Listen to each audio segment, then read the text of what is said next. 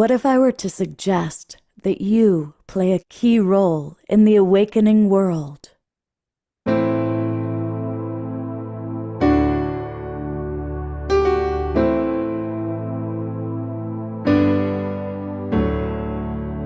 that you are watching this because you have heard the call.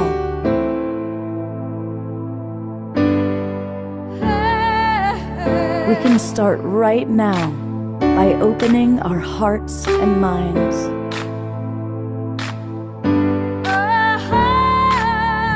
Welcome to the awakening world.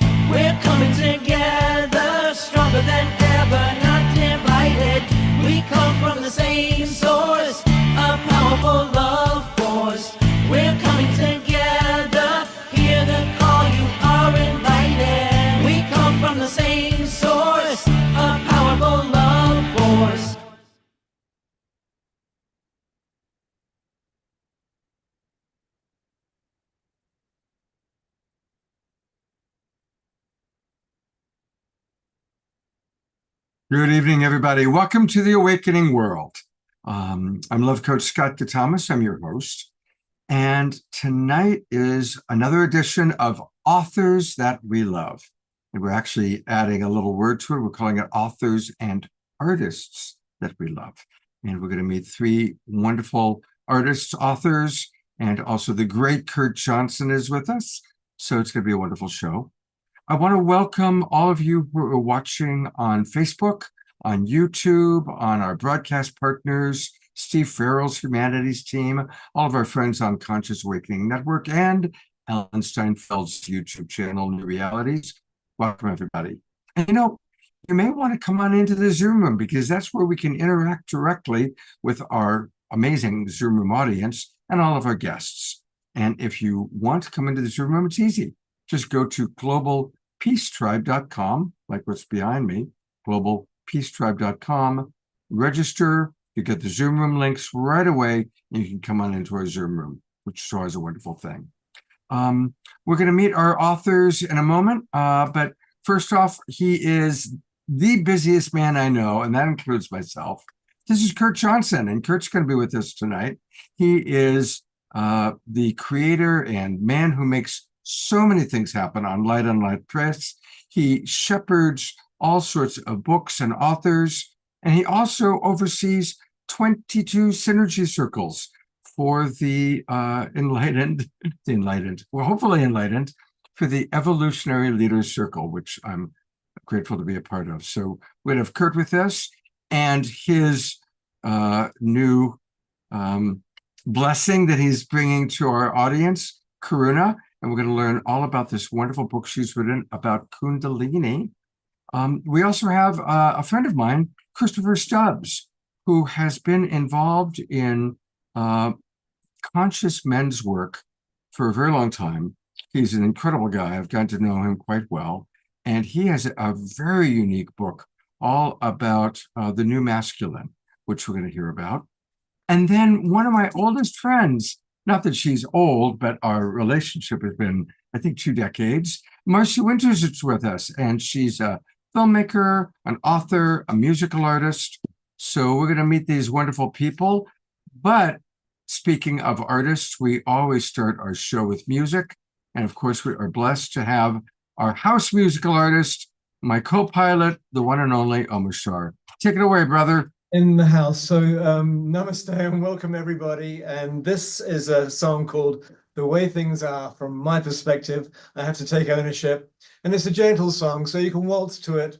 Or if you have a cat or a dog, Roger, then you can waltz with your pets. And so here we go, changing mics off.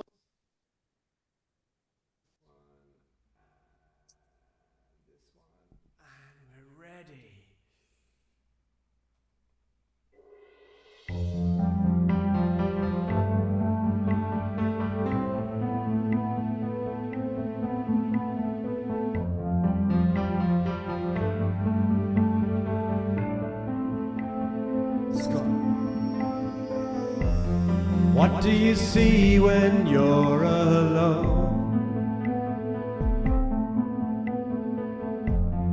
What do you feel when you are by yourself?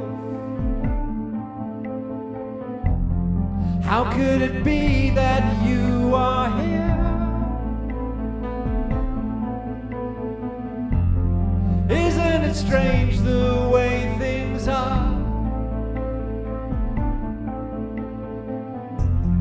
Look at the river flowing by. Look at the colors of the butterfly. How do you feel about your life? Isn't it strange the way things are? Like a dolphin in the ocean, I can hear you calling me. Come on and you say, the water's fine, I have come to set you free. You have never been alone, my friend, I was just a thought away. And there's a deeper love that's holding you and it's here to lead the way.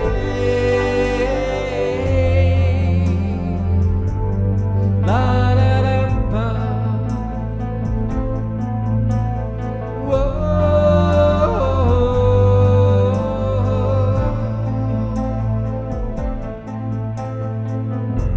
And now that you see you're not alone, and there is no such thing as by yourself, there is a hand that's lifting you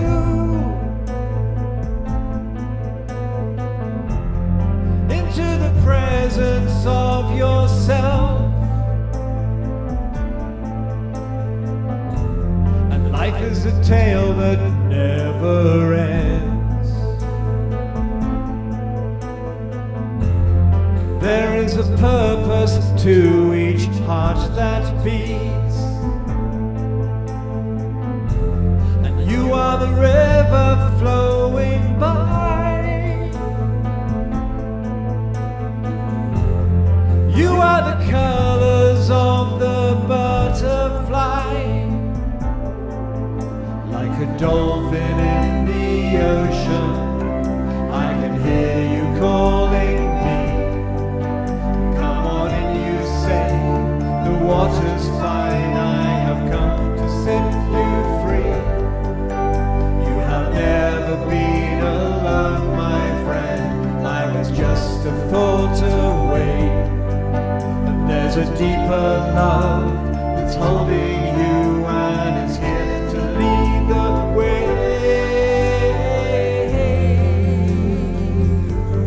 La da da ba.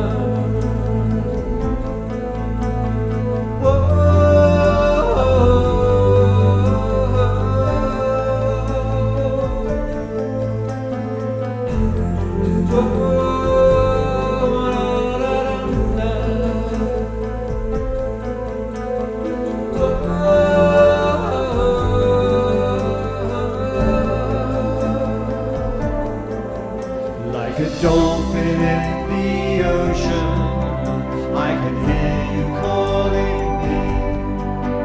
Come on and you say, the water's fine, I have come to set you free. You have never been alone, my friend, I was just a thought away. And there's a deeper love that's holding you and it's here to lead the way.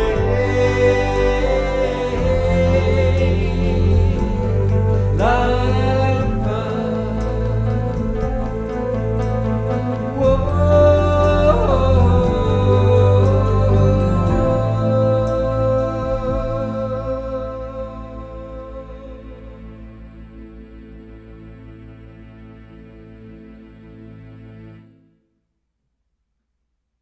Let's give him a good twinkle, our beloved Omashar. We twinkle here on the Awakening World. Thank you so much. Love the twinkles. Can feel them all through the airwaves. See you later. You will see him later.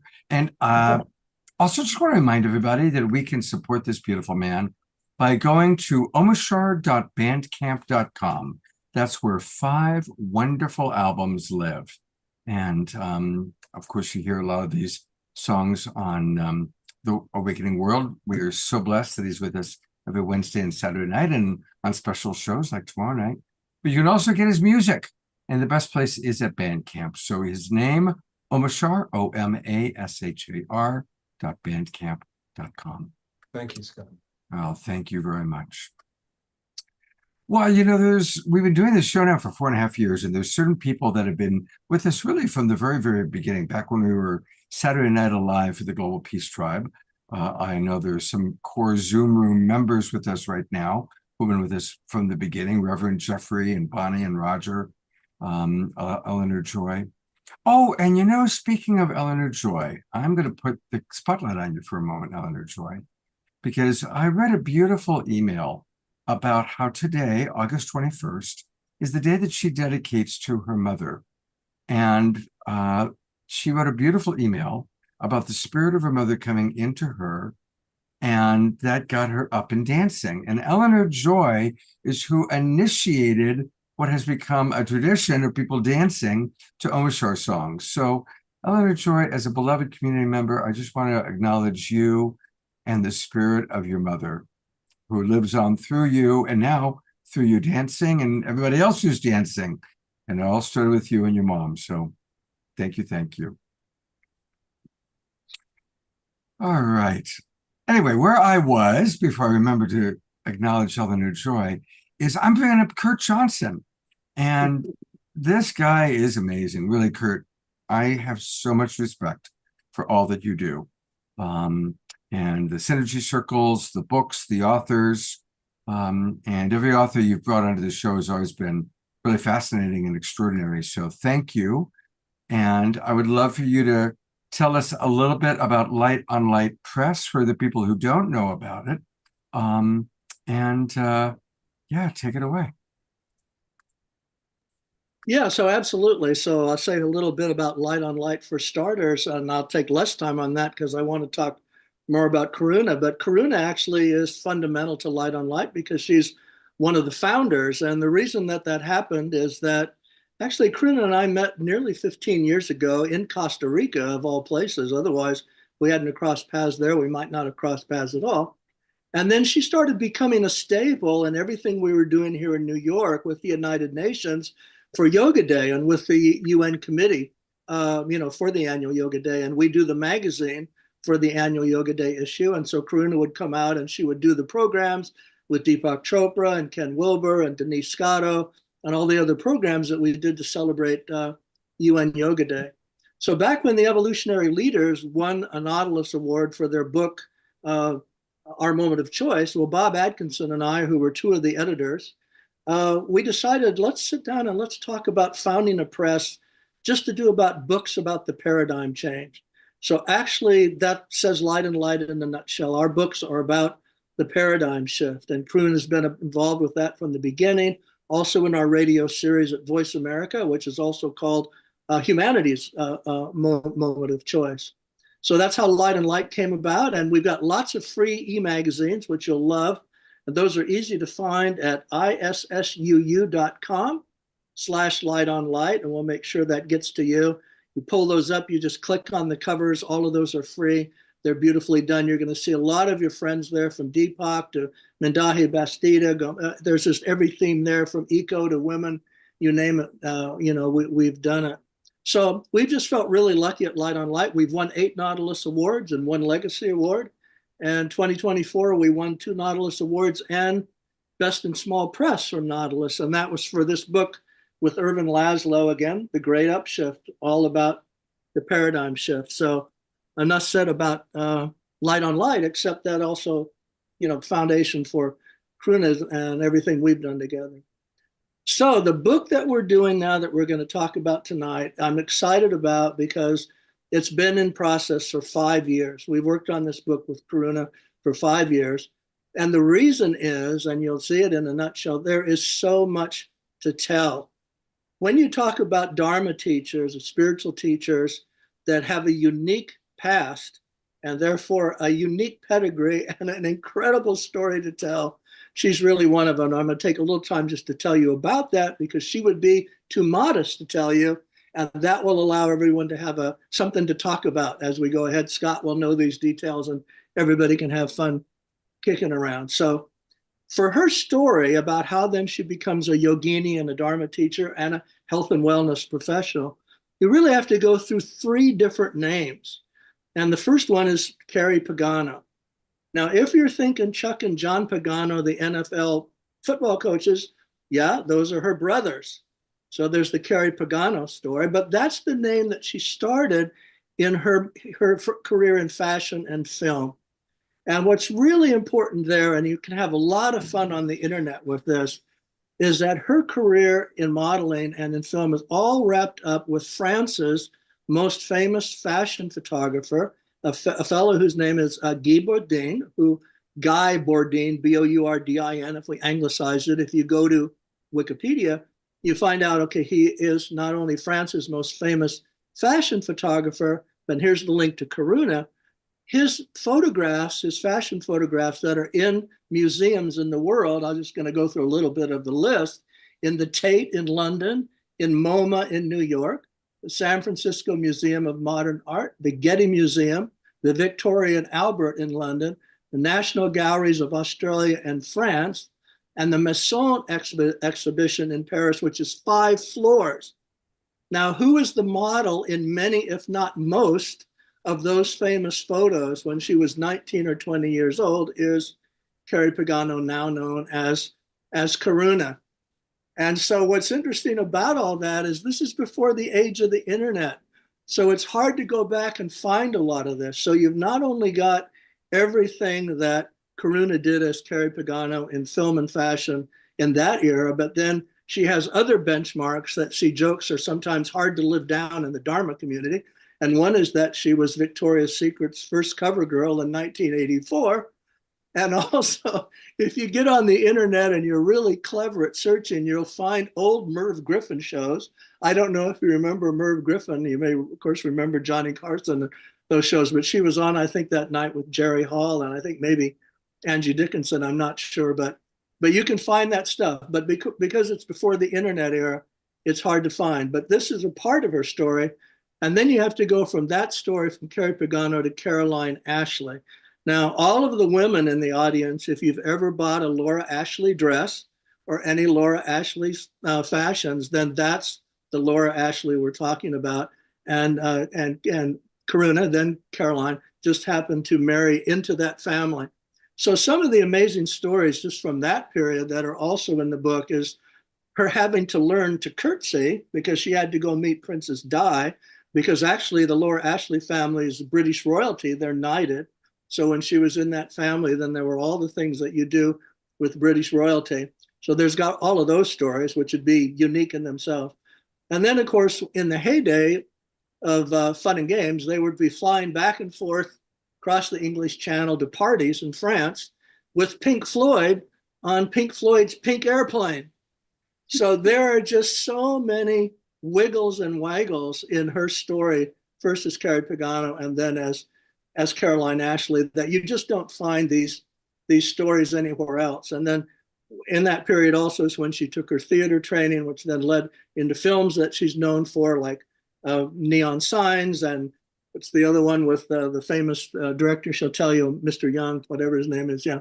And then also at that time, her first brushes with yoga and helping found the London Yoga Studio. So there's just so much going on there. And then there's the story, which I'm sure you're going to want to get into in talking to her. And that's about her waking up experience and her journey from that world. And when you read the book, you'll see that it's during that whole time that she's asking all the same questions that all of us ask on our spiritual journey. Who am I? What's this all about? What's the deeper meaning here? Why does my heart feel so much?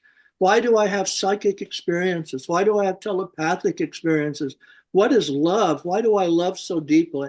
And all of these things are explored, and they're explored through a lot of really traumatic situations. You'll see she's very involved in trauma recovery. And so there's just so much depth to this book, and it's really, really a wonderful journey.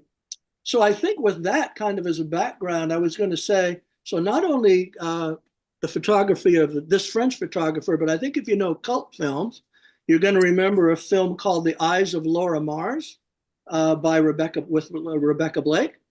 And the most famous photo by Rebecca Blake, which is in the Brooklyn Museum of Art, is called Model with a Ventriloquist Dummy. And the model is, of course, Karuna, then who was Carrie Pagano.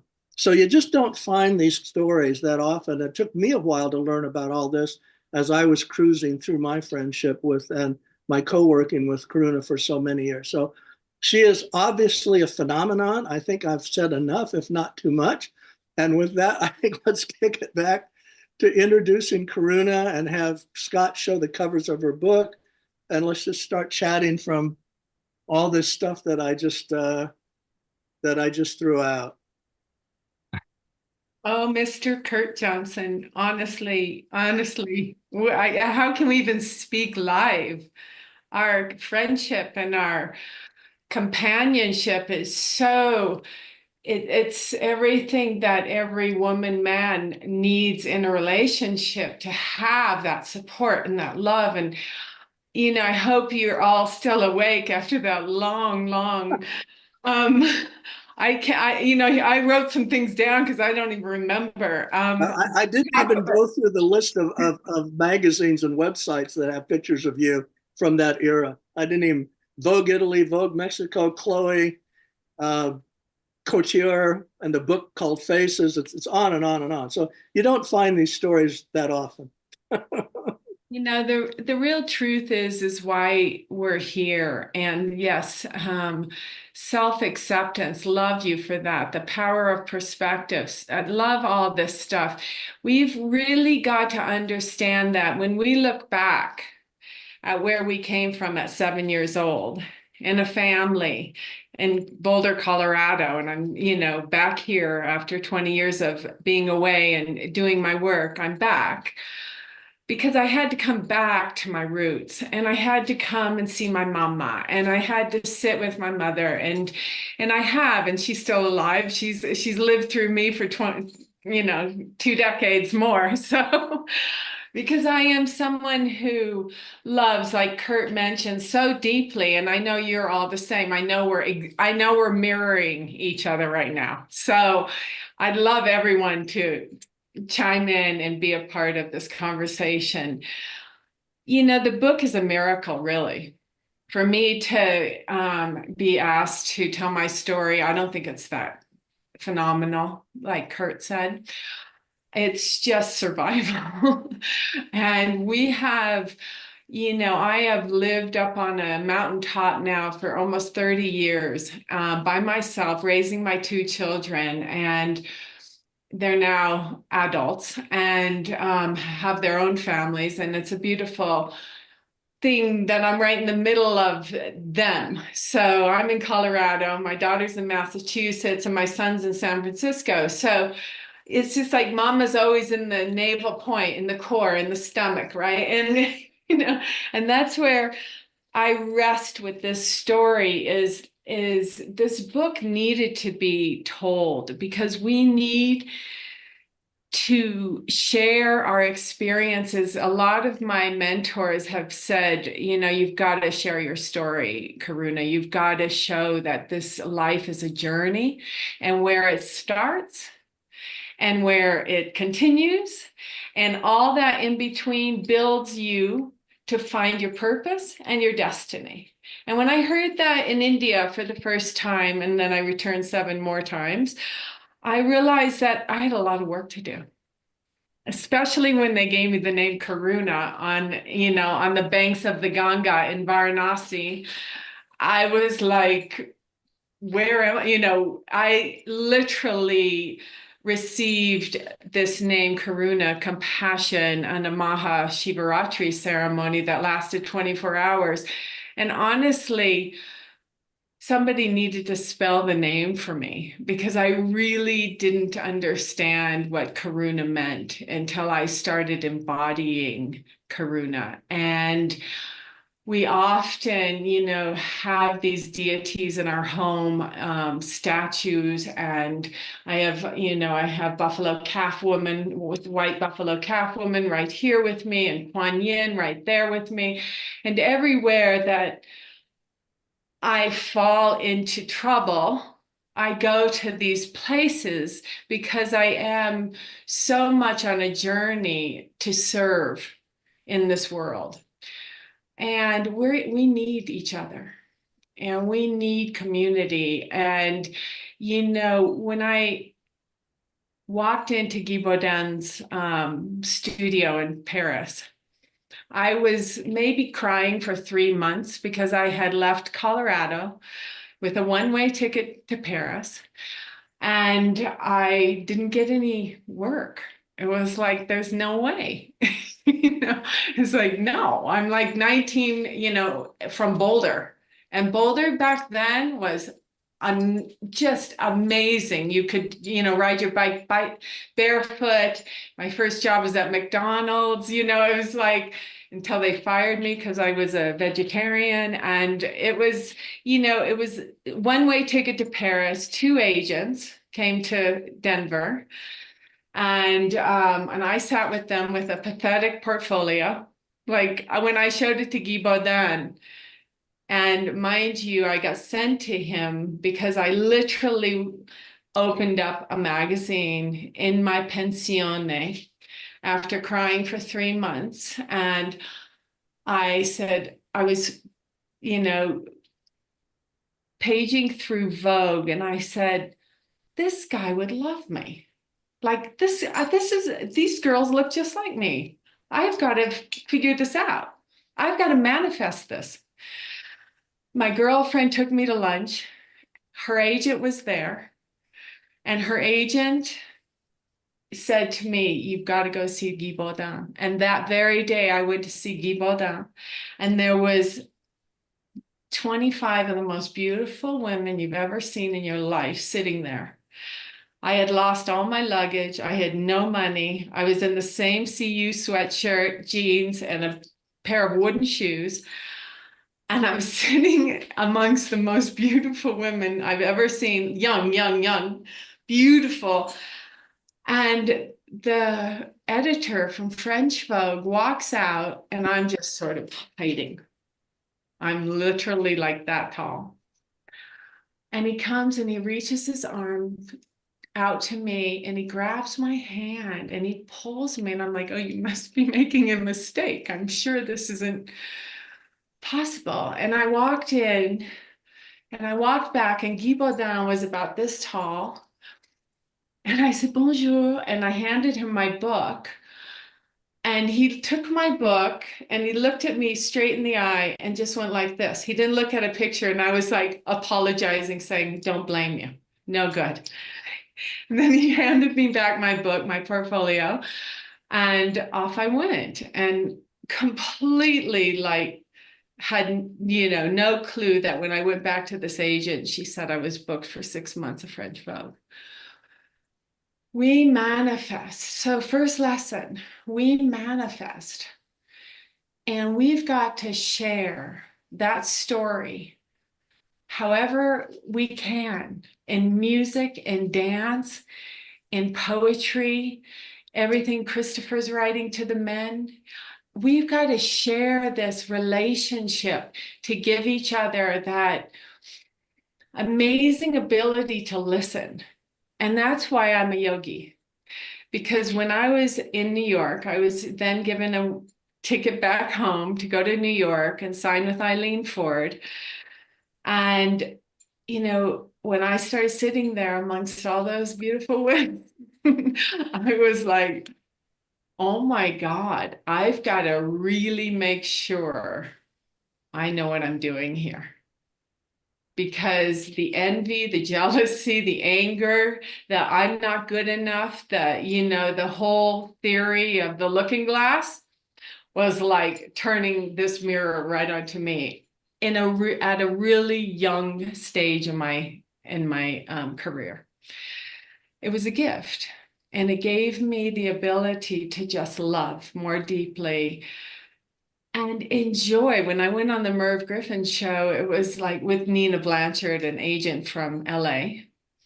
And she brought me to LA from New York, and I was exactly how excited I am to tell you the story today going on that Merv Griffin show, because it was just like we had to buy a dress for $25 or less, and we had to come with this little frock on and talk about it. And I was like really stupid. It was really, really silly. And it was perfect because it gave me the ability to receive a compliment from anybody that I knew I had nothing to do with. I just to keep smiling, keep loving, and keep sharing. And so after I met Kurt in Costa Rica, I think it was my first retreat that I was teaching in Costa Rica. He gave me this gift. We ran into each other, literally. No one introduced us. He gave me this gift to find my voice even more, not just as a teacher, but as someone who could serve with dignity and grace. And that's what Kundalini Yoga teaches you, because it shows you what your character is, and it shows you how to get to each stage in your life with meditation and with yoga practice. And how you literally listen to the voice inside of your heart instead of the opinions from the looking glass of others. I figured out that I really needed to dive deeper into this understanding. And with Kurt as a companion and a colleague, he gave me the stability to find my 2 feet on the ground at the same time. Because as you can imagine, I was pretty light. And I knew that, if I did enough of my own homework and enough of my own waking up, growing up, cleaning up, showing up to open up and lift up, being with Ken Wilber, teaching him yoga eventually, and bringing in and Father Thomas Keating and Mirabai Starr. I mean, we journeyed and we got around, and that gave me the passport home to my heart, and to believe that, okay, we can try to write a book. I mean, we can, so come on out, we'll sit on my deck and I'll riff and you type. And so we did that for about a month, and we brought it to you now to enjoy and have fun with it. And I hope with the manual as well, that's coming out, that's separate from the book, that will be a companion to people, because I so often, I don't know about you all out there, I'm sure you do this too, you put your book up to your third eye point, you let the page open, and there is your asana, there's your meditation, there's exactly what you need. So it's an honor. It's an honor to be with you, Scott, and with all of you. And I'm very happy to share this moment with you. Thank you so much. Well, here's the book, Light on Kundalini, your lifestyle guide to yoga and awakening. And of course, we're just getting a little homeopathic dose of you and of the book right now. But I'd love to ask you, what would you say is one of your favorite tips to give to our audience for putting our light on awakening? Our show is called The Awakening World. So how do you put your light, the divine light or your own higher self light, onto your own personal awakening? I think I, again, mirror every single one of you here. how do you put your light on your own awakening? I'd like to give that right back to all of us. And if we could just sit for a moment and really take that in and answer that with each other right now. Really feel that, because I think when we come as a pillar of light through the birth canal, we have the ability to cycle through all there we are. Hi, everyone. Love you. Thank you for being here, my family. It's so beautiful to see you all. We all have the ability to heal and to shine.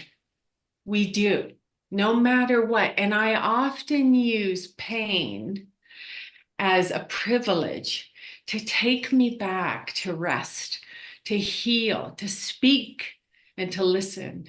And I think it's so important that we all do that for each other and discuss each other, have a conversation with each other. Mm. Yeah, and somebody asked in chat, the book will be out in the fall. It's in production right now. So just watch for it at our website, Amazon, and so on. And you'll hear about it. Scott will help us get the. Yeah, we will definitely do an announcement when this one comes out. And if anybody wants to put into the chat box through the course of the evening, the answer to that question, how do we shine our light on our own awakening or on the awakening of our planet? It's funny, as I was kind of asking that, my dog jumped into my lap. Oh, good. She teaches me because she shines her light because she's just pure love, right? And but she hears our voices. So, I'm a triad dog in that sign, and 5 houses in Scorpio. So the Kundalini, the base of my spine, was inevitably going to wake up in this lifetime, right? So let us breathe, right? Let us chant, let us sing, and let us move our bodies in such a way that we just feel that. Yeah, just move, just everyone move.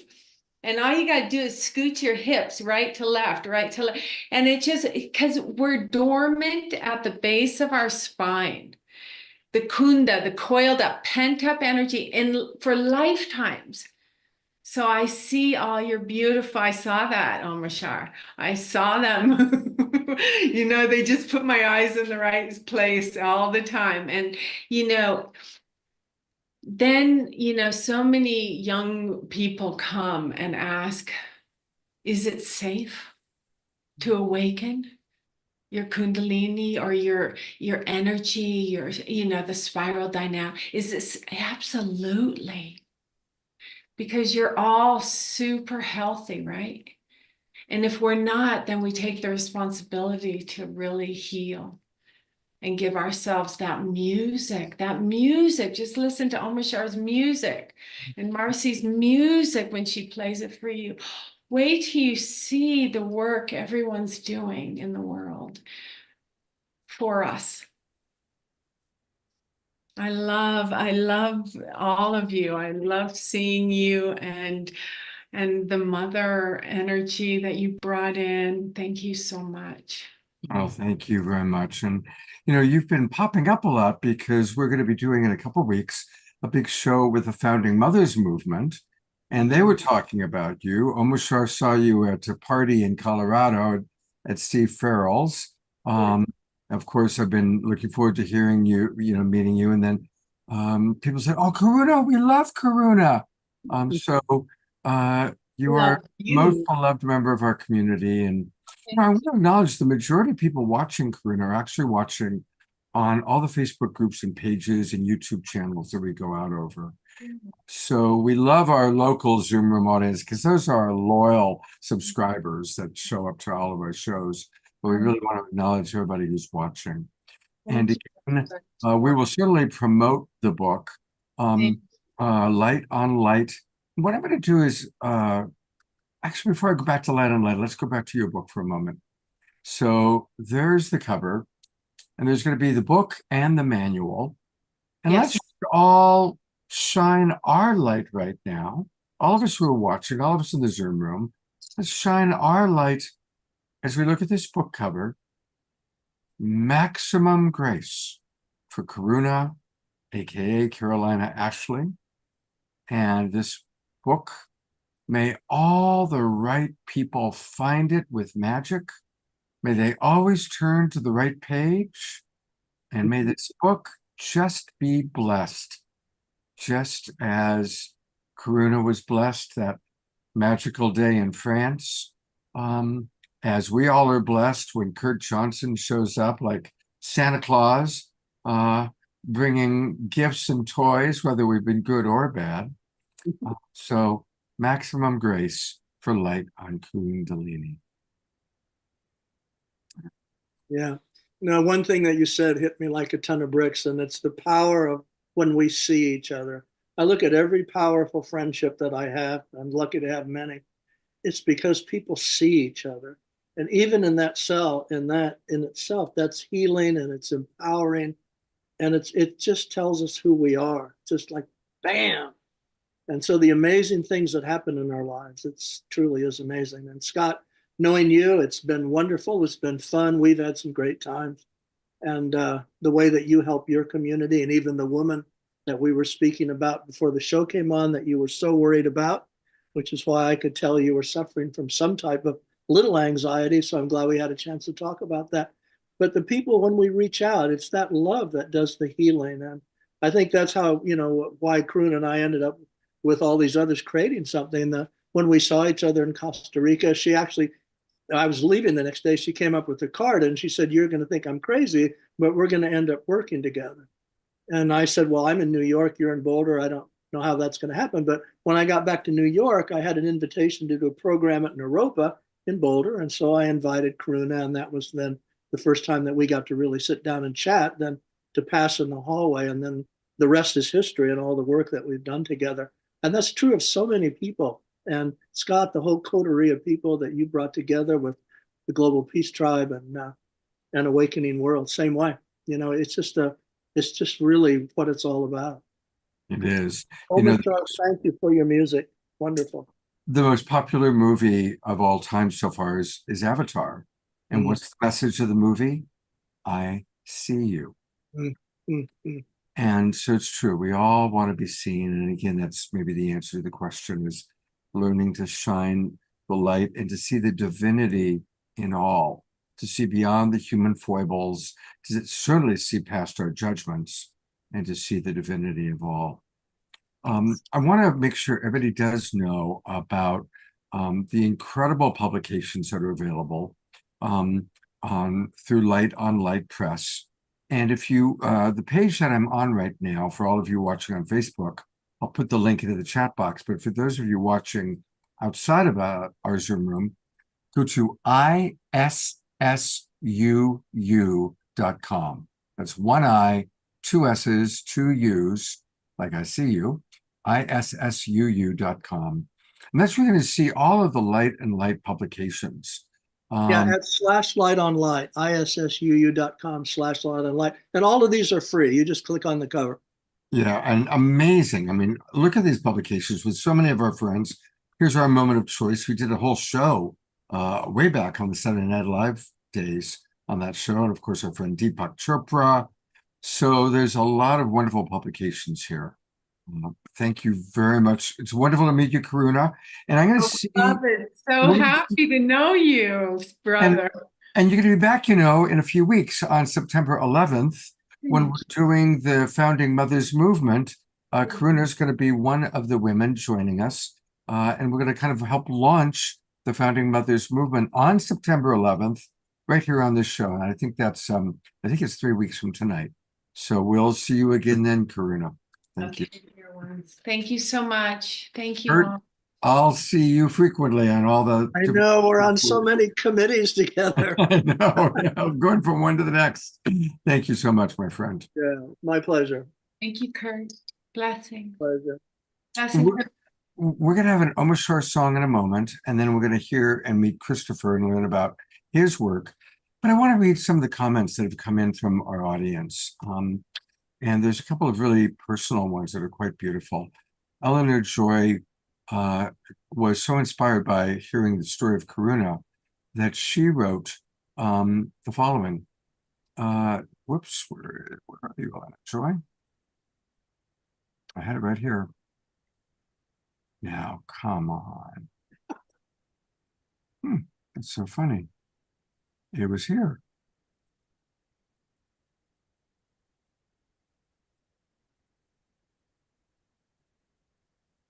Breathe, take that pause. Every time we get this pause, we gotta just go like, oh, hi. I'm wondering if she removed it because it's not there anymore. At least it's not in the chat box where we had it. All right, well, I guess I'm hallucinating. But I see one that says, yes, most of us, if not all. Is Yeah. that the one you're looking for? there it is. You're right. Thank you. Thank you. Okay. So from Eleanor Joy, thank you, Sylvia. I have to admit, I am a little bit knocked out of my body from kind of what I was working with just before the show began. Eleanor Joy writes, I just shared with Ian, her partner, that about 55 years ago, I wanted to end my life. I was in my car with an overhead bridge. Life felt hopeless. I felt helpless. Well, thank God she didn't jump off that bridge. So grateful now to be dancing and singing. She says, I really appreciate hearing stories like what Karuna is sharing. And Carol Craig also responded, at 31 in 1991, I also felt like I had enough. Instead of taking myself out like several others close to me had, I decided to get sober and figure out what I'm doing here. I was sober for 26 years and dove into my spiritual journey and somehow found myself here in the Global Peace Tribe with our wonderful company. So thank you for that, Carol. And Marcy, who we're going to meet at the end of the show, writes, speaking truth and empathetic listening. Absolutely. So thank you for sharing that. And with that, I think it's time to move and groove. So here's Omashar.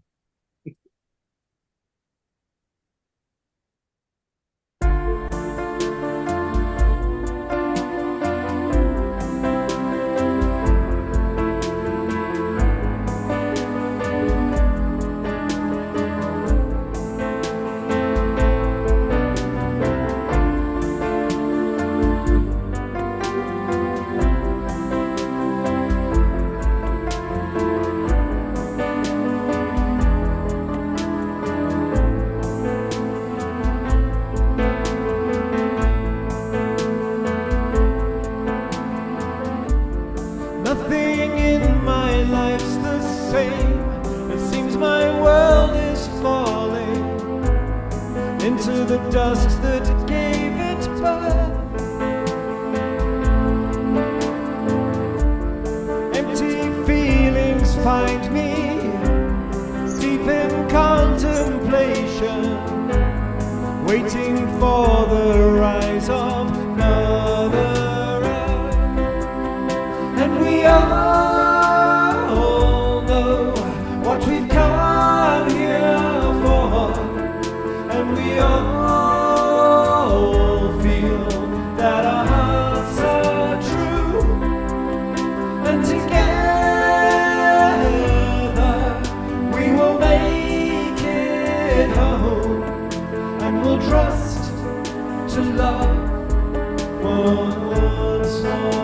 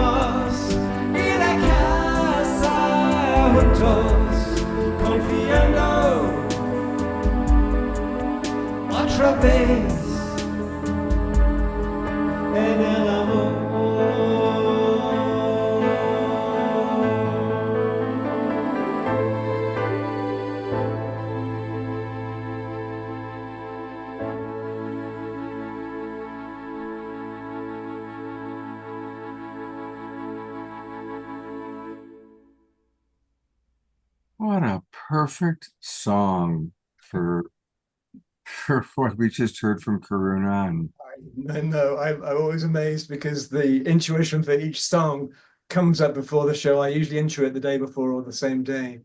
And I think, really gonna play that song? And then you hear the content of the program, and it's like, well, yeah, duh. Thank you. absolutely tuned in. Beautiful, beautiful. All right. Well, I get to introduce you to Christopher Stubbs. I met him through the Twin Ray community, and Christopher, we have a lot of people here that are also part of the Twin Ray community. And I'm going to briefly read a little bit about his bio. I'll also put it into the chat box. He's the founder of the Wolf Pack and also the Men of Sovereignty. He's been a men's empowerment coach since 2006, so that's 18 years. His expertise and pursuit of greatness as a husband, father, businessman, and thought leader have blessed his life and the lives of many, many others. Tonight, I think it's going to bless us.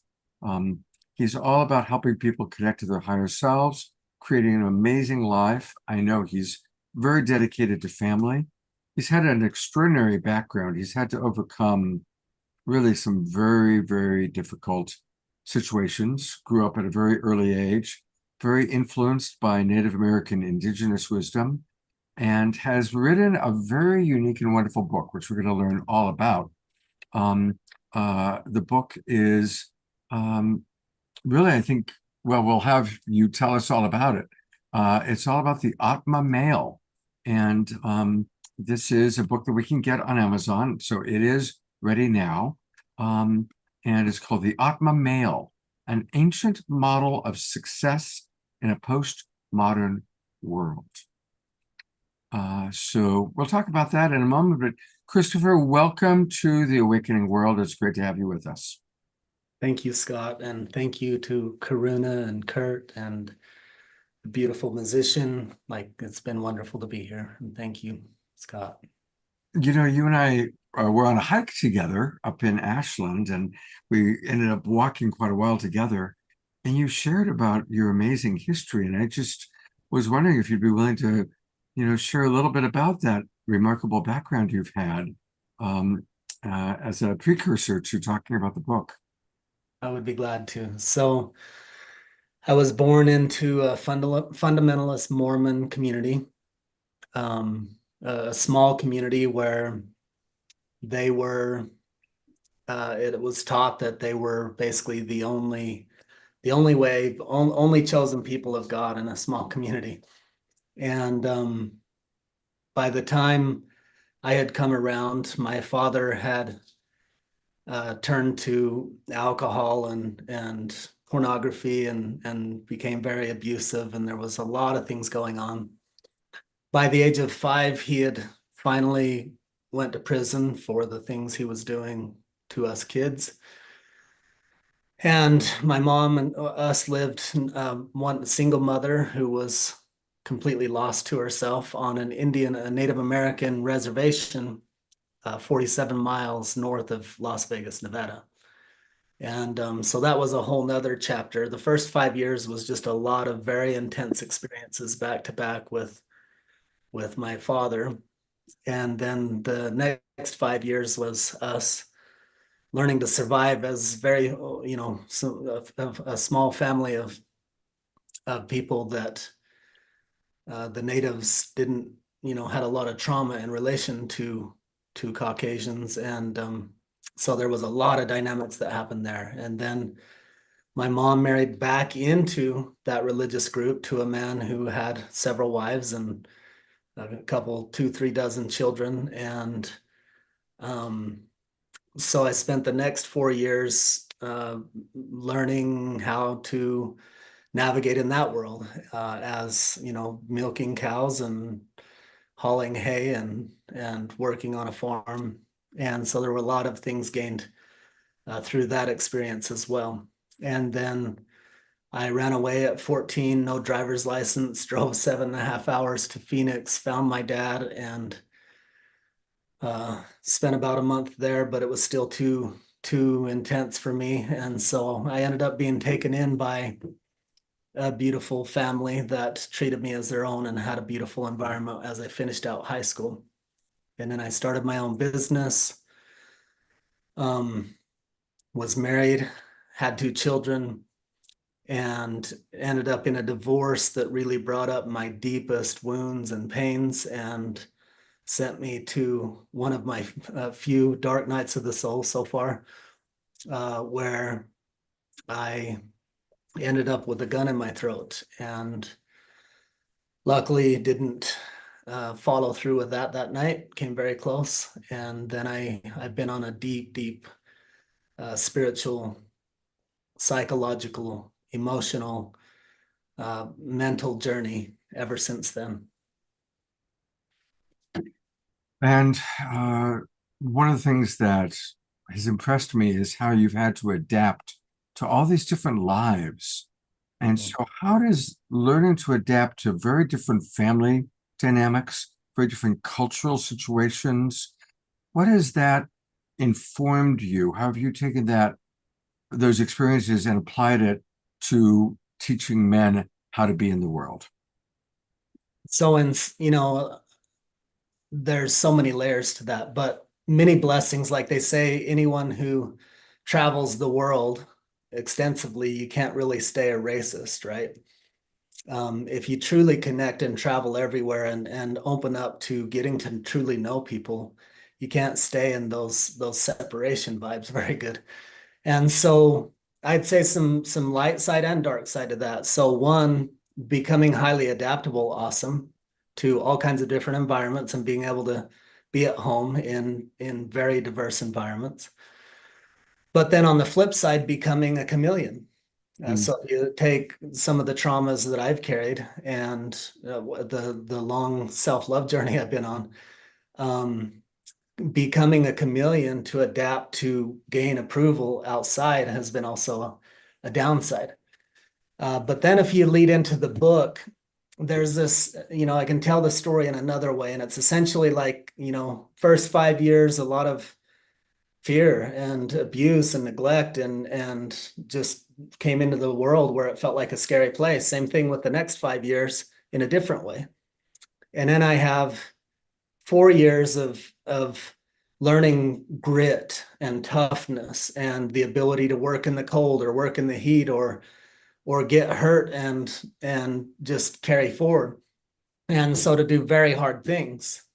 But then that grew up into my adult life for the next lifetime I've lived in this life of being emotionally shut down, not knowing how to show feeling, not knowing how to show weakness, not knowing how to be vulnerable, not even knowing how to identify feelings, walking around very, very stoic and just war, pushing, fighting, grinding through everything.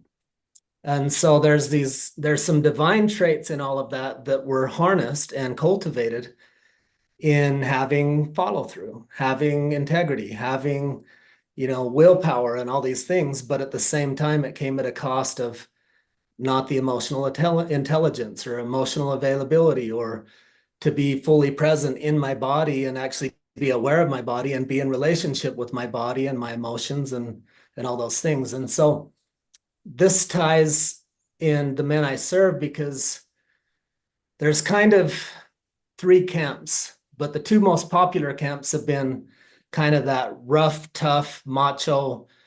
They often call themselves alpha. I call them chest pounders. And then you have the next chapter for me came where I dove into spirituality.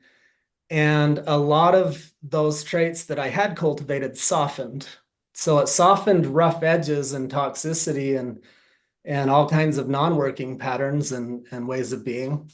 But it also softened some of my fortitude, some of my boundaries, some of my self-care, so that I kind of, one way it's been presented to me is that when the wounded masculine needs to go to the feminine to heal, and then integrate these feminine aspects, but they get to keep their own innate, essential masculine aspects on board, and they're not meant to become feminine per se, fully, but to integrate the two and to ultimately move about, not completely, constantly, forever now resting in the feminine and, throwing the baby out with the bathwater on their masculine. And so when I went overly soft into that feminine, I had become good at making money. I stopped being able to make money. The polarity and connection and intimacy in my relationship, like that turned off. And there were all these,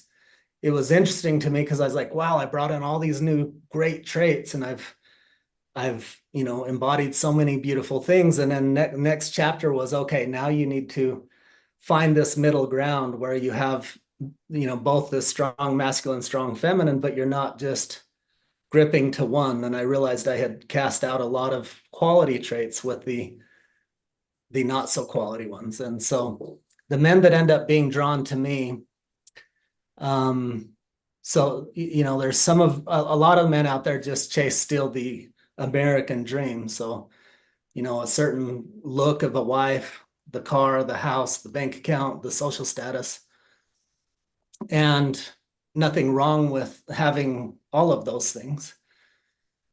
The man that tends to come to me is the man who never quite fit in with that alpha tribe. And when we see the book, it says the alpha male, and then it crosses out alpha and says the Atma male, because Atma means higher self, right? Transcending the lower heart, lower mind, embodying and integrating into our essence, our soul, our higher self, and doing what it takes daily to embody that fully so that we walk as that always, and becoming less and less reactive and more responsive.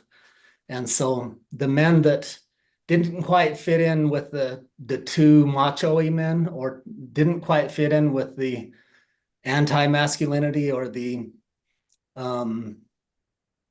overly like, oh man, let's just smoke joints and surf all day. They were like still, into creating in an intentional way. So these tend to be the men that come finding that middle ground, that balance of, and constantly enhancing both our masculine and feminine. I'm going to go to the actual book right now, just so we can look at the cover. Here it is. There is the alpha crossed out Atma male, an ancient model of success in a postmodern world. And I see that you've got Gay Hendricks, who's been on the show a few times. He and Katie have been on the show, and I've known them and appreciated them for decades. They're wonderful. Tell us a little bit more about how you in current time work with men. The Wolf Pack is an interesting name. And again, I remember what you told me and I was really intrigued by it. And the Men of Sovereignty. Tell us a little bit about that. So the Men of Sovereignty is kind of like it's the most advanced students. And I cap that at 12 men. And we meet once a week.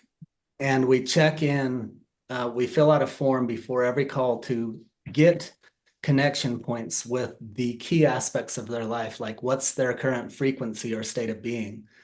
How are they doing with their daily habits of journaling and meditating and working out and breathing and one other thing that I forgot.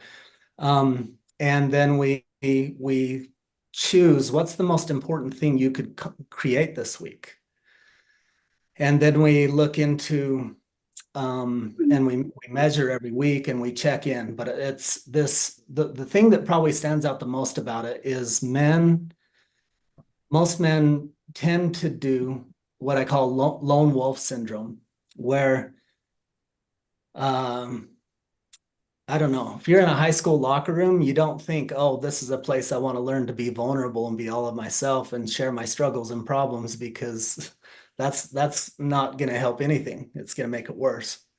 So what happens here is we share everything. We share our wins, we share our struggles, we talk business, we talk relationship, health, sex. Nothing's off the table. And it's a very safe place where you're not going to be empowered in your victim story, but you're also not going to be beat down. You're always going to be uplifted, and upheld. And then we work together as a team where every person on the call every week gets time and everyone chips in on whether it's some strategy or a connection or a resource or a facilitated breakthrough or some energy work or whatever. So we get on, we breathe together, we go through this progress compass, and then we do this hot seat experience where we're all for one for a time until we know that they're optimally clear and empowered with obstacles removed for the coming week. And it's just the most profound experience to share. It's the lowest attrition rate I've ever had. Like pretty much no one ever leaves the group. And it's just this brotherly bond because every single day and every single week, we are all committed continuously to embodying the next greatest version of ourselves and doing the things that set us up for success in whatever it is that we're here doing. And I can go into the wolf pack when you're ready, but I did quite a bit on that one. No, that's beautiful. Tell us about the wolf pack. So the wolf pack, I wanted to be able to reach men on a similar level because the transformations and the embodiment. We ended up going to an event together one time, and it was something like 35 participants. And because we were there, about 12 of us, there was about 50-50 men and women. Historically, in the past, it used to be me and a dude or two with 20, 30 women. And over the years, it seems like maybe the men are starting to try to catch up.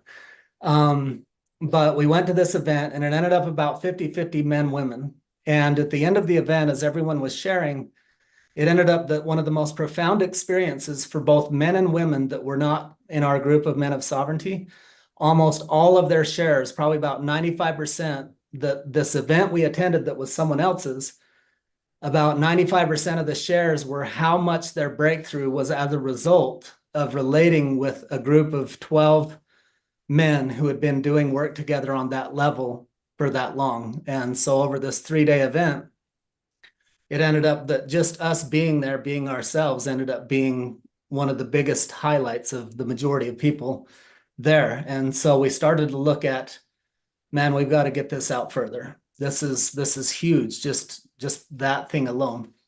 And so I spent a long time looking to how could I accomplish the same thing without being limited to 12 men. And so it took me about 2 years of meditations and inspiration and journaling and all these things. And then when I was asking, what's the name of this? And I was thinking, well, it needs to be kind of macho, or else most of the men will write us off. If I call it most of what I do is self-love and integrity and emotional intelligence. But if I called it the self-love thing, the men that I most need to reach would probably write it off. Right. And so I read this story about Yellowstone National Park where they had killed off all the wolves. And the impact that it had on Yellowstone was so tremendous because of the circle of life. When the wolves were gone, then the game that they ate overpopulated and then ate the vegetation, and then the rain came and the riverbanks caved in and with mudslides, and then everything rerouted, and then eventually all the animals moved out of all these areas, and everything got completely out of whack. And then they put the wolves back in, and it brought it back into order in this just amazing, miraculous fashion of how it brought back everything. The moose, the elk, the deer, the birds that had all been gone came back because this one piece was put back in. Well, they say strong men make good times make weak men, weak men make hard times make strong men. But one of the things we tend to miss is, like, the way I grew up and the way my parents were, was this very gritty, rugged individualist that had a lot of things right in certain ways. But there's so much missing on a deeper spiritual level often, or emotional level. And so what my desire is to help as many men as possible to find their true essence, their highest self, and embody that more and more and more every day in every way. And through this, so many things that we navigate. So a lot of our relationship challenges boil down to trauma patterns or attachment styles or self-worth issues or codependence or nice guy syndrome or all these things. Or when it comes to making money, a lot of that boils down to self-love and integrity and all these things. And so to be able to prioritize coming into that center and creating that internal love that becomes the foundation for all other things, while also constantly learning and growing with, not only emotional intelligence and spirituality, meditation, all these things, but in business and in marketing and in sales and in communication and body language and everything that we can empower ourselves with to navigate in the most effective and enjoyable ways. Beautiful. It's beautiful work that you're doing, Christopher. It's really beautiful. Thank you. Yeah. Just, I appreciate the work you do. Are you familiar with the term a snag? Yeah. Yeah. And I think, you kind of talked about falling, and I've fallen into being a snag in my life. The SNAG, by the way, is an acronym for Sensitive New Age Guy. They are prevalent, and I've kind of gone into that. And it's true. It's a balance of finding that being sensitive and emotionally intelligent, but not losing our primal male in the process, and not losing the ability to go out there and be assertive and aggressive. Yeah. People are always surprised that I'm very competitive, actually. Because, in this show, I'm Scott and I'm sweet and I'm new agey. But I'm a very competitive guy. When I'm playing sports, I want to win. When I'm watching sports, I'm, screaming for my team to win. Are there any final thoughts you'd like to share with the audience? And likewise, if there's any questions from the audience, please pop them into the chat box. And Eleanor Joy writes, I love that, Christopher. You are the Atma male, and that you are, absolutely. Beautiful balance. While we're waiting to see if any questions come in or what Christopher might want to conclude, again, you can order his book on Amazon. And there's a Kindle edition as well. And there's an audio book. Did you do your own audio? No, I hired someone to do the voiceover, but it's on Audible. Right. So it's on Audible, Kindle, or of course, you can buy it as a paperback. So there it is on Amazon. For those of you watching, just go to Amazon and put in Atma, ATMA, male, and it'll come up quite easily for you. I guess I want to ask, since this community is very spiritually oriented, how does all of this impact your actual daily spiritual life?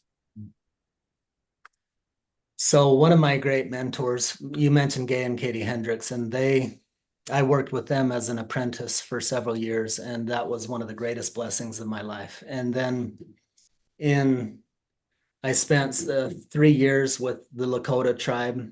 I've spent 7 years with shaman in South America, not full-time, but extensively involved. And I started to study rites of passage. And one of the things in this book is some of the work from Carl Jung, where he identified these 4 archetypes of the warrior, the lover, the magician, and the king. And I gained tremendous insights by studying with Yogananda, a combination of Yogananda and Michael Singer. What was your question again? So I can try this. Your own how this is kind of your personal spiritual. Yeah, Yogananda pointed out that there's the yogi that lives in an ashram and that's his life. And then he pointed out that there's the family man that can also achieve enlightenment while owning a business or having a career, running a family and all those things. And he kind of broke it out down to something kind of like the 10,000 hour rule, where they say practice anything for 10,000 hours, you achieve mastery. Kind of similar to that about 3 hours a day, And then maybe an additional session here and there that anyone can get there. And so in the beginning, it feels impossible. Like, man, I've got so much on my plate. How could I possibly have time for this? So I started at 20 minutes a day meditation and ended up at an hour and a half morning and an hour and a half night. And that's my sweet spot. Anytime I maintain that, it's like life is magic. So how does it impact it? It changes everything. And tying it to those rites of passage, when I mastered the ability through meditation technique that works for each individual to turn my brain off or my thinking off like a light switch and go into stillness, and I cultivate that ability to stay in stillness, then I go from that warrior aspect of the discipline that got me to that stillness into the divine love aspect, the lover aspect of feeling that wholeness, that sovereignty, that divine love, that no fear of the past or judgment of the past or the future, that I can access that every single day. And the more often I access that, the more I know myself as that, the faster I become my Atma self. And so through developing and cultivating the mental discipline to turn off the thoughts and to just be here in the present moment opens up this divine love. And from that divine love place, I'll first work through upper limits and be transmuting old pains and traumas and stuck energies and all these things. But then my frequency raises and raises and raises the more often I go there. Now we step into the third archetype, which is he called it the magician. I call it the alchemist. And for various reasons, but I'll save time. So the alchemist essentially becomes less and less reactionary to life because he's so full of love and truth and wisdom and wholeness and sovereignty that it's not personal. His samskaras are no longer being triggered. And so whatever life brings to him, he easily navigates it like Neo learns how to do in the Matrix. He becomes the alchemist. Give him lead, he'll make it into gold. You give him coal, he'll make it into a diamond. So as he gets more and more rooted in his higher self, it don't matter what life brings. He responds in such a way that it always becomes something magical and a blessing. And then as you integrate all of those, you step into what he called the king, but there's so much negative context with what kings could have been often that I changed it to Atma, because rather than me walking around saying, I'm the king, what if I made the energy of what I'm going for and what I'm helping other men go for, I'm moving towards becoming my higher self. And it just, for me, has that different energy of, Atma versus king. It just takes away anything else we might make up about what a king is or isn't. And then it allows room for each person's higher self is their own, right? It has similar things, but with their flavor. And so it doesn't put you in a box of what has been or what people think it should be. It puts it in the box of who you are as your full authentic expression. And so, hope that was helpful and not too worried. It was beautiful. Omoshar writes, thank you, Christopher. Wholly inspirational, and that's an understatement. Truly an amazing synthesis of your life's path to date and its actualization into shepherding us all. There's hope for me yet. Yes, there is, Omoshar, definitely. Christopher, thank you so much for being on the Awakening World, being with us. Again, I've put into the chat box kind of your information, but one more time, if you go to Amazon and just put in the Atma Mail, you'll be able to find his book there. What a blessing. And I look forward to hopefully seeing you again soon. Hopefully we'll both be in Ashland again for a special time. And please give my best to Megan. Would you? Thank you so much, Scott. And thank you everyone else who's watching or here or watching a recording. It's been a joy. Absolutely. Thank you so much. Whew. All right. Grace Denise just wrote, the world needs this. Yes, Grace, you're right. And I hope Christopher heard that. Well, we're going to meet my friend Marcy Winters in a moment. And to introduce Marcy, I'm going to actually play a video that she created. It's a song. And it's a song I think most of us are certainly just feeling the tremendous pain of what's going on in Gaza. And that was an inspiration. We'll hear all about Marcy and her inspiration for this song in a moment. It's called Snow is Falling in Jerusalem. And it's a good introduction to Marcy.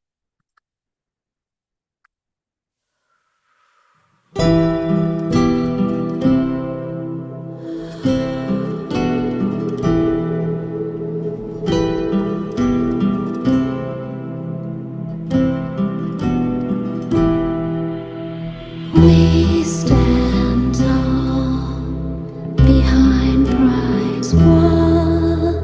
We can't see through fear and insecurity.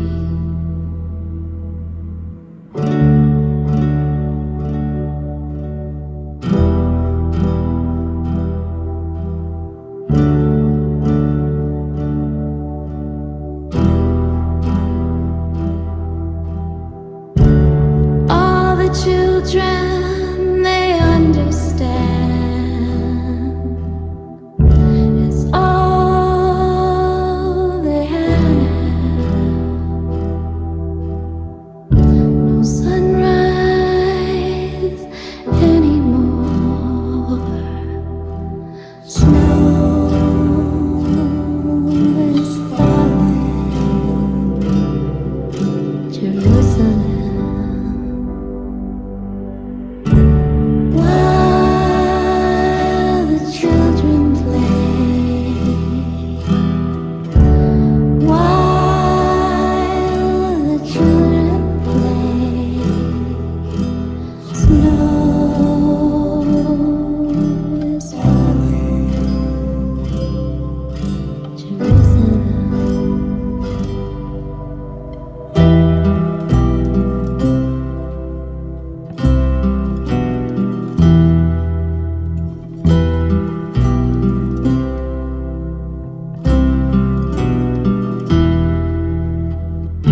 At 5, Leia went out to play.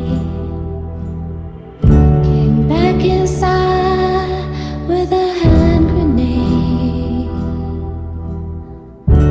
Cinnamon skies all turned to gray.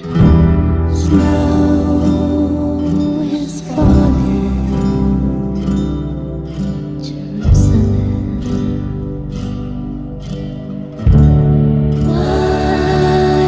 While the children play,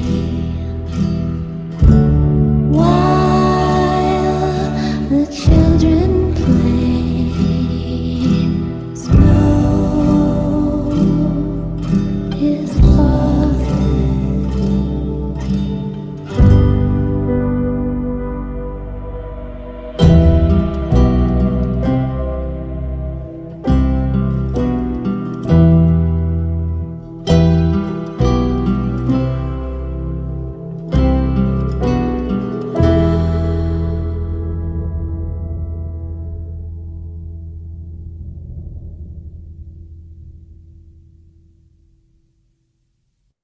And this is my friend Marcy, who wrote and sang that song.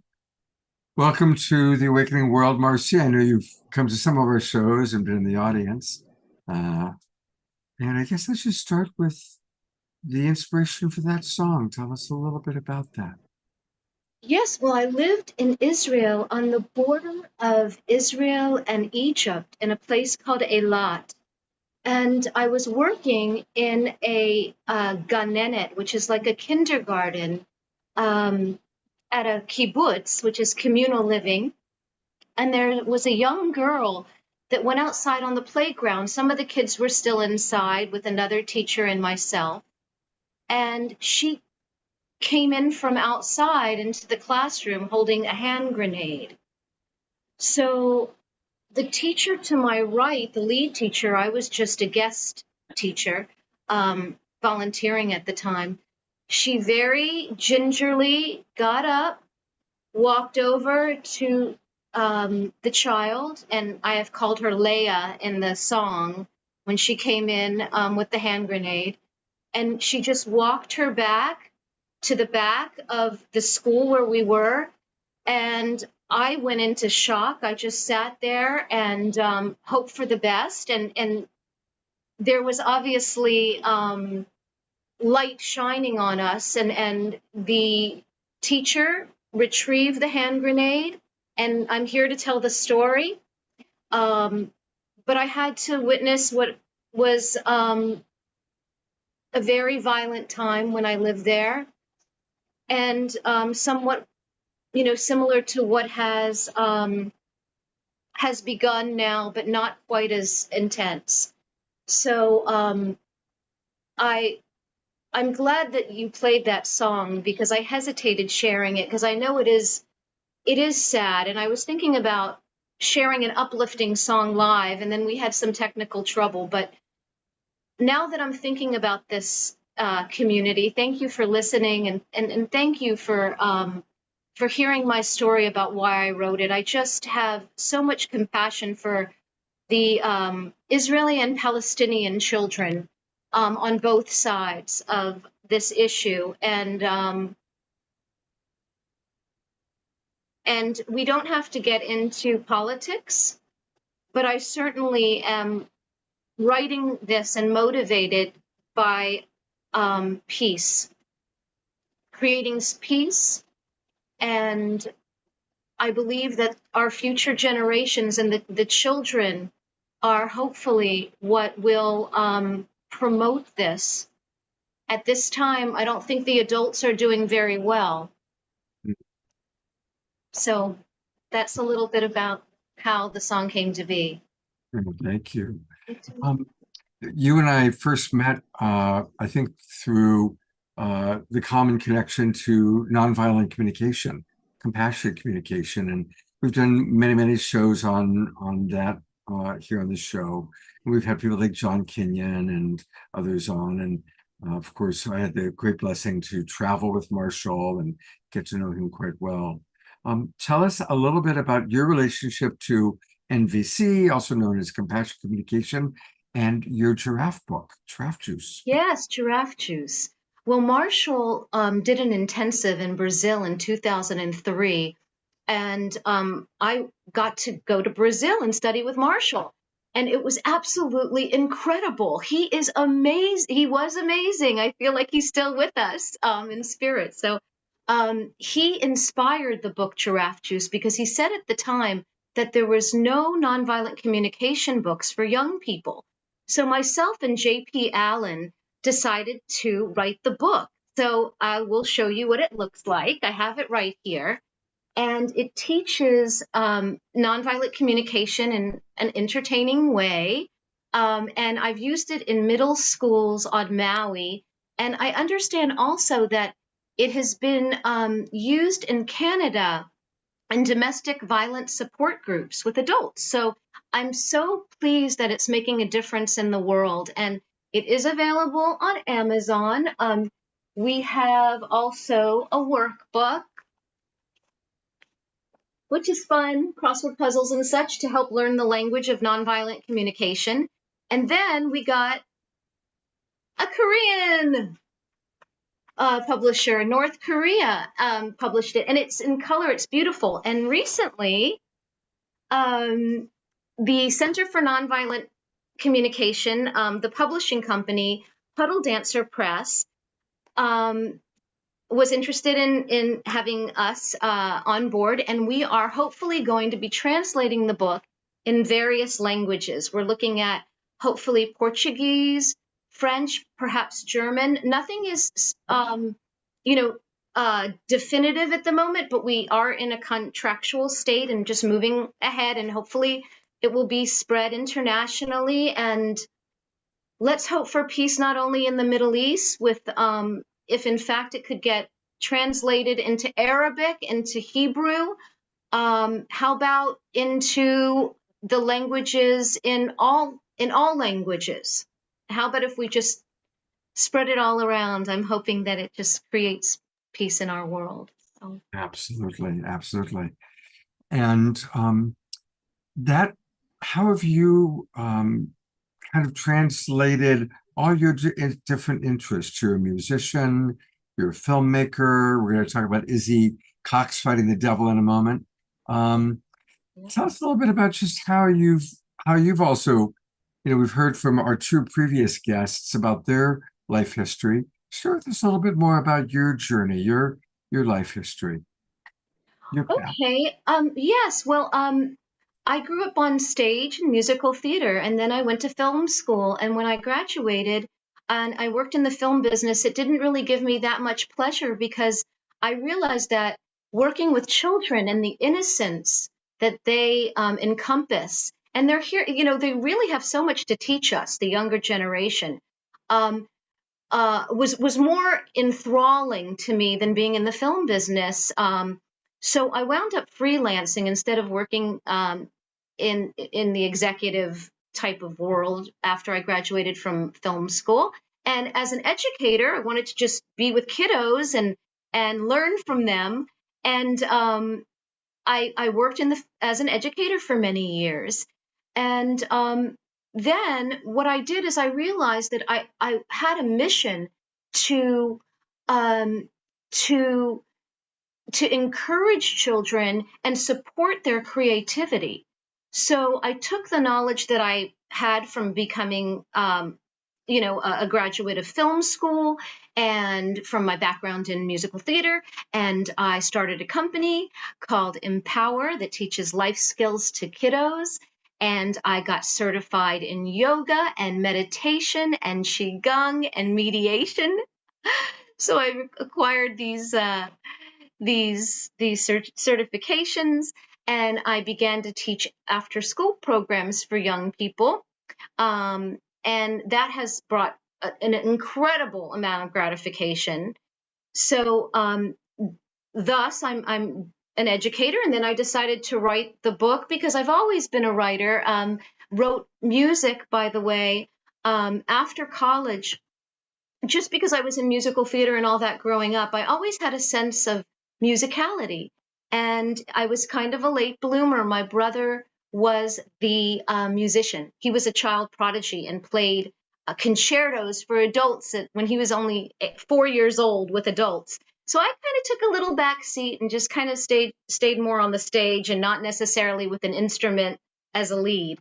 And then the music kind of came through me as we know as artists, and many of us that are watching in community, I'm sure feel that way. If you're a poet or whatever you do, people that are watching, you probably feel a sense of just wanting to channel something. If maybe some of you even like to cook, and that's your culinary artistry.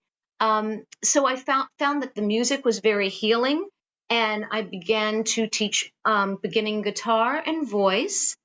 I've had a career in voiceover as well. A fun fact is that I was Interplanet Janet on Schoolhouse Rock on the CD-ROM. You'll probably heard of the Schoolhouse Rock stuff. And so I did that, and I now help individuals that want to learn voiceover also, not just music, beginning guitar and voice, but voiceover and acting. I train.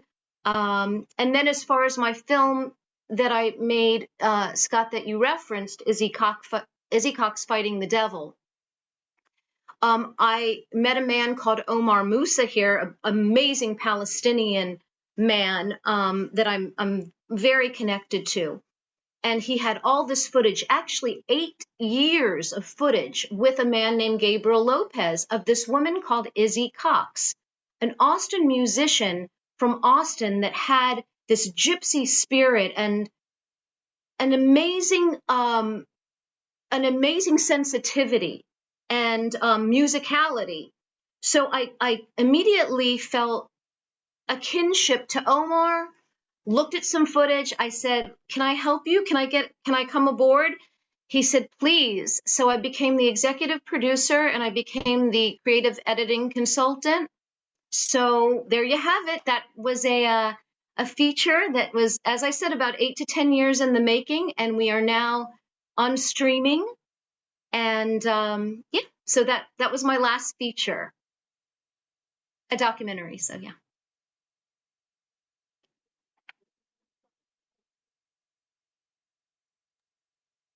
Mike? Thank you. You there? Yes, I am. I was talking away and had forgotten that I'd muted myself. One of our regulars, Susan, who we love, writes, I have a large picture by my bed of a mother and child giraffe to remind me of Marshall and NVC. And here's Marshall. I'm putting him on the screen for a moment. I've got those puppets, not those exact ones, but I've got puppets just like that right in my closet.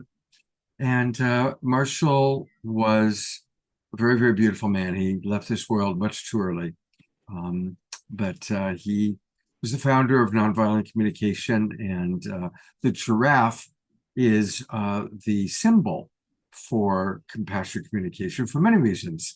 It has the largest heart of any land mammal. It has a long neck so it can see the big picture. It can observe what's really happening. There are other several qualities of the giraffe that are kind of amazing.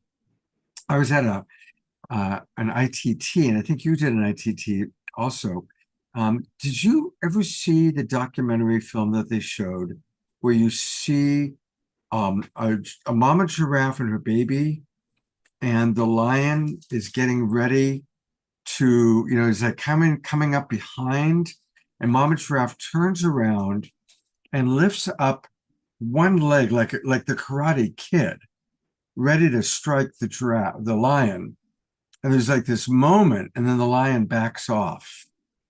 And that's an important one, because lots of people think that compassionate communication is just being nice or giving in. But actually, one kick from a giraffe can kill a lion. And now they are not predatory; they don't attack, but they will use protective use of force. And I always thought that was an important part about the giraffe story that Marshall used to tell as well.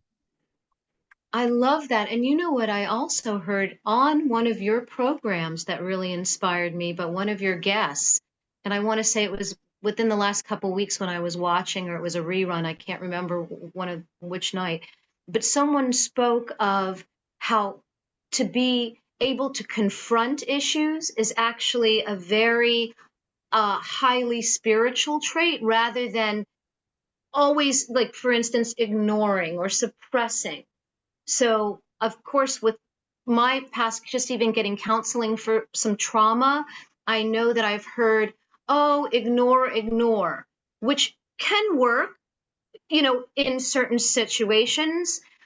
But I also feel like there is truth to the silence is consent, and there is importance in being able to communicate in a way with empathetic listening. Yes. Yeah, absolutely. Yes. Well, speaking of communicating with empathy, that leads to this current film you're making. And before I show the clip, tell us a little bit about the film, how you got involved, maybe set up the clip that we're going to show. Yes. So I lived on the islands of Hawaii for many years, and that's where Scott and I met. Scott was he was premiering a documentary at the time on Kauai, and I was there and at the time, and I was teaching nonviolent communication, and I was making a film then also, and we just hit it off. And so after that, moved back to the mainland after I lived on Hawaii, the islands, for a while.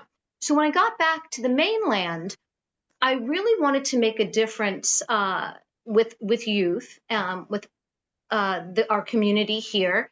And I saw a flyer at a coffee shop, and it said volunteers needed to teach music to foster kids. And the program was called Kids in a New Groove. So I gave a call and I asked what it was involved, sign me up. They found me someone within, I guess, a week to 3 weeks. And they said, I hope you're okay with a transgender youth. Do you have any problems with that? Before we connect you to, we want to make sure that's okay with you. I said, that's great. I can't wait. I was thrilled. So I went to a coffee shop, and this young lady walked in with her guardian because she was a teenager and out of the foster system. She head was down, her curls covering her face, couldn't see her, couldn't make eye contact. By the end of the first meeting, she says to me, in a very quiet voice, maybe we'll become best friends.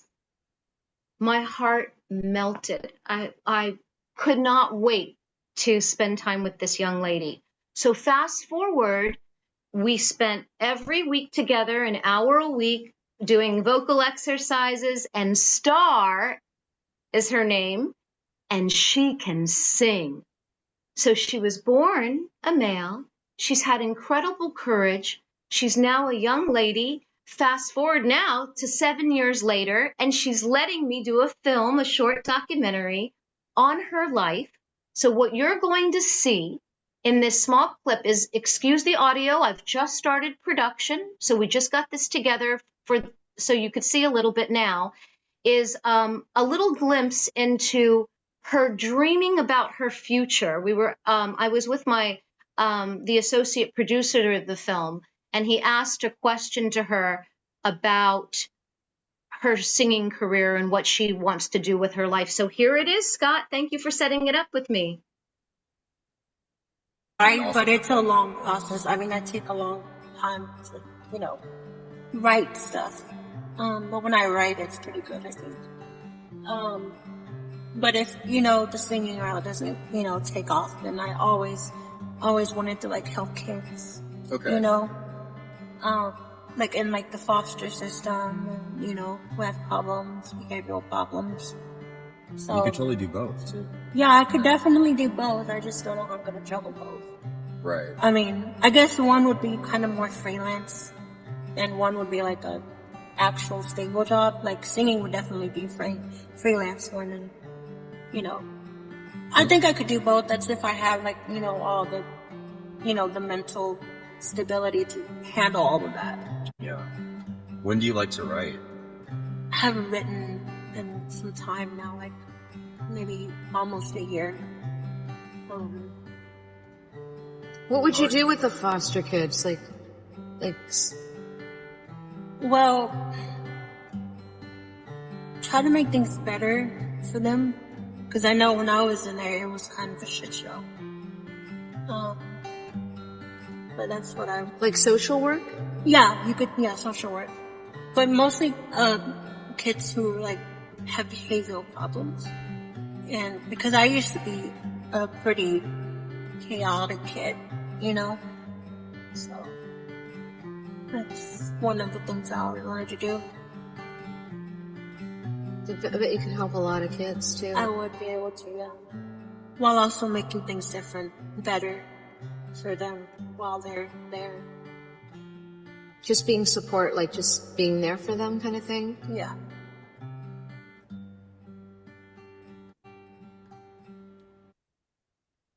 Beautiful. What have you learned working with her? Gosh, Scott, and community, the courage of young people and the wisdom. I'm not sure if these souls are coming in with just many lifetimes of experience and insight, but she is so surprisingly real. I love the way she does not want to be in fear. If I'll say to her, oh, watch both ways before you cross the street or something like that, she says, well, what are you afraid? Don't be afraid. Don't be in fear. And I say, I get you. You're right. Dinah shouldn't be in fear. She's just such a loving individual. She's ruled by Venus. She's born under the sign of Taurus, and the planet that rules Taurus is Venus. So she has this incredible loving instinct. And also, by the way, just her sense of self-worth. It's so interesting because she has a confidence, yet she's still working with some social anxiety and some phobias around eye contact, as I said, and being on camera. So that's what you're going to see in the film, also an arc of how she's grown. So she's taught me to be patient with my own needs to go out of the box. You know, when I need to push myself and I'm not quite there yet, you know, because she does that. So she teaches me to have courage and to not be afraid to make changes, right? I mean, to change genders, my goodness. What an inspiration. Oh, beautiful. Well, Marcy, you are an inspiration. And how, if people want to contact you, what's the best way? What would be the best way for people to reach you? Oh, thanks for asking. Well, giraffejuice.com is a website, you know, for the book, if they're interested in that. Now, directly, excuse me, I do have, I guess, a Facebook page at Marcy Winters. They could contact me on Facebook. I think that's the easiest way, and then I could go from there as far as other means. I mean, I do have a website called Smile Maker Film, and I haven't put up information about the Patreon. With my company is called Empower Productions, and we are going to be, you know, fundraising for the film. The SmileMakerFilm.com is based on another film that I was working on, and I have information about that there. But yeah, Marcy Winters on Facebook, probably the easiest way, Scott.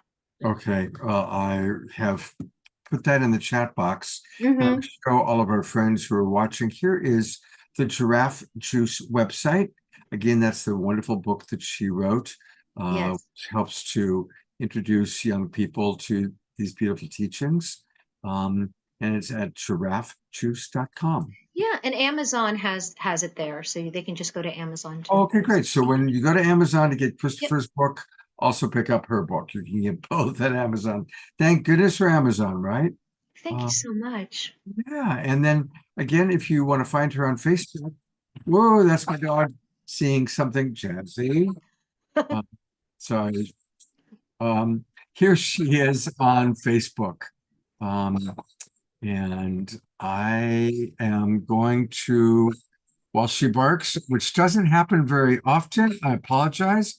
I'm going to turn over to Omashar for a closing song, but don't go away, everybody, because we have important announcements. Omashar, save the day here. All right, here I am saving the day. It didn't need to be saved because of just being on this show. I feel saved. Just being exposed to Marcy and Karuna and Kurt and Christopher. Holy smoke. Talking of holy smoke, do you like my digital background? This is the saving bit. All right.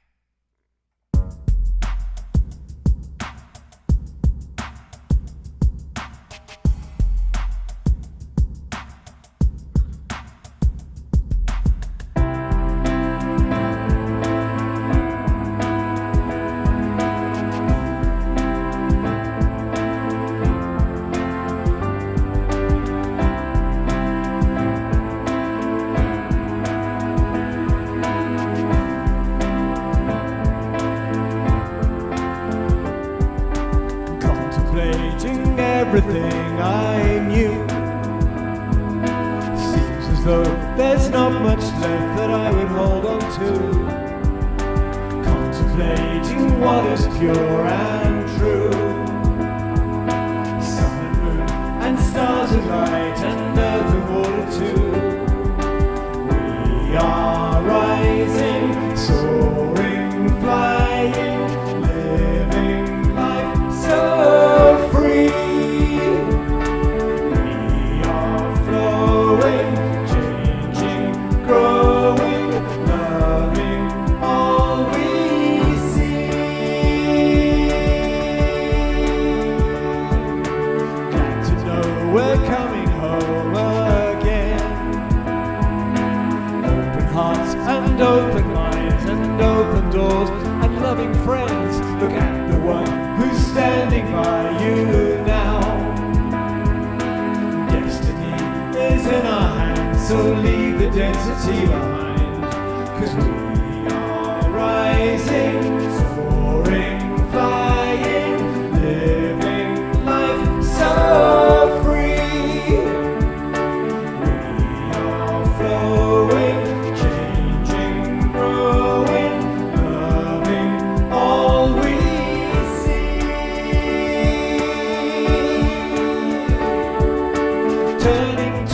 face of those who need the light of truth to help them turn the other cheek and turn around. Lift each other up into the highest point of view so that together we can move to higher ground.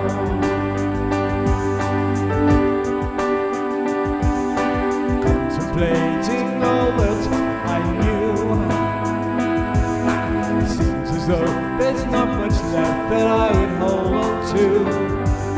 I'm glad to know we're coming home again. Open hearts and open minds and open doors and loving friends, 'cause we are rising, soaring, flying, living life so free. We are flowing, changing, growing, loving all we see. One more time. Turning to the face of those who need the light of truth to help them turn the other cheek and turn around. Lift each other up into the highest point of view so that together we can move to higher ground.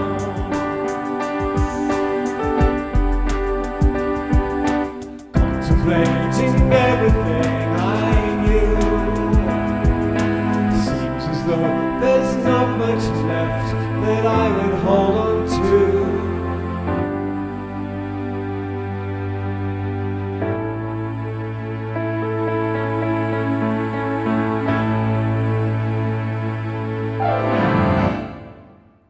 That's all. Give a big twinkle to each other. Thank you, everybody, for moving and grooving and dancing. And of course, to our beloved Omar Shar, thank you so much. You are welcome, and there is only one of us here, so we're twinkling each other. So there it is. Well, I need to get people's input, and I'm going to keep you on with me, Omar Shar. So tomorrow we've got this big event planned, a special event. It's Piper Dellums. We're going to celebrate her. We've arranged, Omar Shar is going to play music, Kristen Hoffman, Gary Malkin dancing. And it's been pointed out to me that 6 o'clock, which is when this event is going to kind of happen at the end of Summer Joy's Dance-a-thon, is the exact same time that Kamala Harris is giving her acceptance speech. Now, we are not political in this organization, but I do recognize that a lot of people are going to want to watch what she has to say. And so during tonight's show, Kristen Hoffman reached out to me and said, Scott, what do we do? I'm getting all this feedback from people that they are already committed to watching Kamala Harris at 6 o'clock Pacific time tomorrow night. So do we continue just as is? And of course, we are going to record it. Do we take a break? And while Kamala Harris is doing her thing, we're dancing, but we're not doing the full show? Or do we postpone to another date? And this has been going on with Kristen and I communicating about it over the last 45 minutes or so. So I would love to get people's feedback on what we should do. And I'll start with you, Omar Shar. It's kind of weird because I think that because of Piper's history, it's kind of amazing that Kamala is going to be on at the same time. So I kind of feel that maybe we should continue, and people can watch the replay of Kamala, because it's not going to change what she says. She's going to be awesome and strong and powerful. And you know, I do see that the purpose of tomorrow night's event is a fundraiser for Piper, who is deeply in need of some financial cash. She's really strapped, having to choose between paying medical bills or paying your electric bills. Holy smoke, that is scraping the bottom of the barrel, excuse me. It's a hard one to, I mean, we could postpone it till Friday. I don't know. What's the feedback from Kristen? I know I'm not really helping here. Your Kristen is befuddled. She wants to be careful not for us to make it too political, because I had suggested in my text what would it be like for us to actually watch, the acceptance speech, but Kristen thought that would be too overtly political. Grace is asking, what would Piper like to do? And yes, I will reach out to Piper. I wanted to kind of get feedback from all of you first, but I will, of course, reach out to Piper. Roger's agreeing with Omashar. Grace. Yeah, and I'm fully flexible because, this is for Piper, not for us. And, we could push it to Friday. We could, if we think that it's going to reduce the amount of cash flow going to Piper tomorrow because there's only 10 people turn up instead of 100. Right. Yeah, I mean, that's the thing is that people in the moment is when they feel inspired. Because me as an apolitical person, I didn't even know it was happening. I'm in my own little wolf cave, and with a few wolf fesses, of course. And yeah, well, I mean, yesterday we all met, and nobody even brought it up. We none of us even thought about it. That's how kind of disconnected from the political world we all are. When I say us, I mean the other people who are putting together the show. I guess while we're talking about this, I will show everybody again. This is the planned show. And remember, everybody, that Summer Joy is doing another dance experience tomorrow. And that'll start at 2:22 p.m. Pacific time, 2:22 Pacific time, and I'll be there for the start of it. She's going to dance for about 4 hours. And around 6 o'clock, we're going to start transitioning. And then we'll be dancing to an Omashar song and a Gary Malkin song and a Kristen song. And then we're going to do about an hour and a half, 2-hour program that we got mapped out. That's going to be a really wonderful program. So, we would love to, we have something planned. So, Eleanor Joy is saying we could listen to Kamala and send lots of love and light in her direction, which is kind of what I had suggested. And Kristen kind of nixed that because she thought it wouldn't be appropriate for us to be so overtly political, or to be making such a political statement. And Kristen just texted me that she thinks we should now stay the course.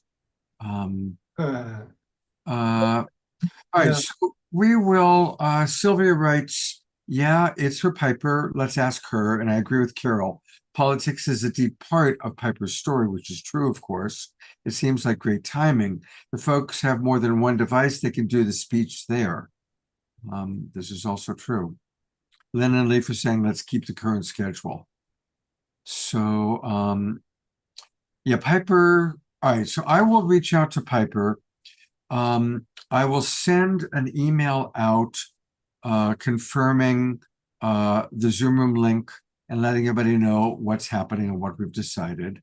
Hopefully I'll reach Piper this evening. I know she goes to bed early. So there'll be an email sent out late tonight or tomorrow morning. Yeah, there's a couple of postponed until Fridays in the chat, and so let's just go. Let's let Piper be the decider. Okay. And, because I don't know, is Kristen available on Friday? I don't know. I'll ask. Anyway, she just texted me, so I'll let her know what some of the feedback was here, and it's been that kind of a day. It has. But what has been wonderful is we had Kurt Johnson on the show tonight, and we had the amazing, I'm going to start adding people. There's Kurt and Omashar, and Karuna was with us, and the wonderful Marcy Winters. There's Karuna. And I'm sure grateful for all of you. Thank you for the wonderful work you're doing in the world. Thank you for being an inspiration to our audience. Big love to each and every one of you. And everybody, tune in, and we'll see you tomorrow night or Friday night or Saturday night. We'll see everybody soon. Let you know what's happening. Take care, everybody.